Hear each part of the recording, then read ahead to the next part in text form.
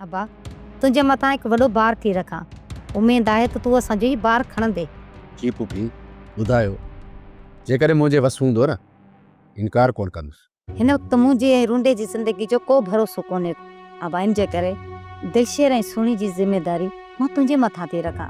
पुफी सिर्फ़ु हिननि जी न, पर तव्हांजी हिफ़ाज़त करण बि मुंहिंजी ज़िम्मेवारी आहे। मां चाहियां थी त तुंहिंजो ऐं सुहिणी जो निकाह कयो वञे। पुफी ही तूं छा पई चई? छा पुटु, तोखे इहो रिश्तो क़बूल न आहे? पुफी मां कॾहिं बि सुहिणीअ खे उन नज़रुनि सां ॾिठो ई न आहे। तोखे त शादी करणी आहे न शेरल, पोइ अदीअ में बि कहिड़ो आहे जो शादीअ खां लाराईंदो।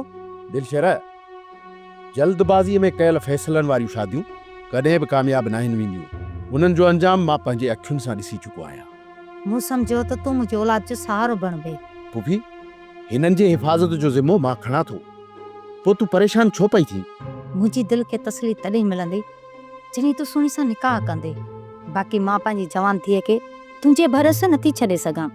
अबा तव्हां हितां वापसि वञी सघो था, असांखे पंहिंजे हार सां छॾे।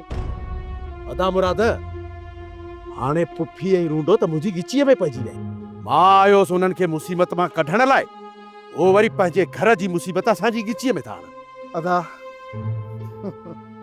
हाणे मुंहिंजी तूं ॻाल्हि ॿुध, तूं हिते आहीं छड़ो, हाणे तोखे मोर दोर ॿधी घोट करे सोणो सेब तो करे कुंवार ॾेई हितो मोकिलियूं था। अञा तोखे कहिड़ी कसा? यार मुराद ॾिस, मां मज़ाक जे मूड में न आहियां। मां सच थो चवां, मां कॾहिं बि सुहिणीअ सां शादी न कंदुसि। अदा सफ़ा को चरियो आहीं, हेड़ी सुहिणी सेबती छोकिरी वरी तोखे मिलंदी? हा, अञा पियो थो इनकार करी। छोकिरी सुठी सुहिणी सुलक्षणी आहे, अञा तोखे ॿियो छा खपे? अदा तूं रूंडे खे कोन थो सुञाणी। निकाह थियण खां पोइ इहो रूंडो असांजे घर में वेही रहंदो। अदा हाणे तूं नंढो ॿार आहीं, हाणे रूंडे जी कहिड़ी ज़िंदगी बची आहे? इहे 2-3 साल हूंदसि, 2-3 सालनि खां पोइ इहो मरी वेंदो, जान छुटंदी असां तो बि हिन ॻोठ तो बि। तूं 2-3 सालनि जी ॻाल्हि थो करीं? इन रूंडे खे 2-3 महीना रहण बि अज़ाब अज़ाब। अदा शेरल, मां सम्झां थो तुंहिंजी ॻाल्हि, पर हाणे तूं मूंखे ॿुधाए त इन मसइले जो हल कीअं कजे?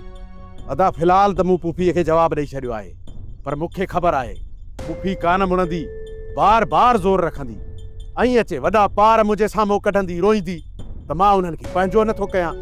अदा शेरल, तोखे हिननि जी मदद करण जी वॾी तकड़ी। हाणे तूं ॼाण, तुंहिंजो कमु ॼाणे, मां हिन जे विच में कोन ईंदो साईं। तूं आहीं, तूं मुंहिंजी मदद तूं थोरे ई कंदे, भाउ थोरे ई तूं मुंहिंजो, ॿिए जी मदद मां घुराए न। अरे जिगरी भाउ तुंहिंजो, मां तुंहिंजी मदद न कंदो त केरु कंदो? मिड़े भोग थो कीअं? पोइ टोड़ो विच विझंदे मुंहिंजी गिचीअ में।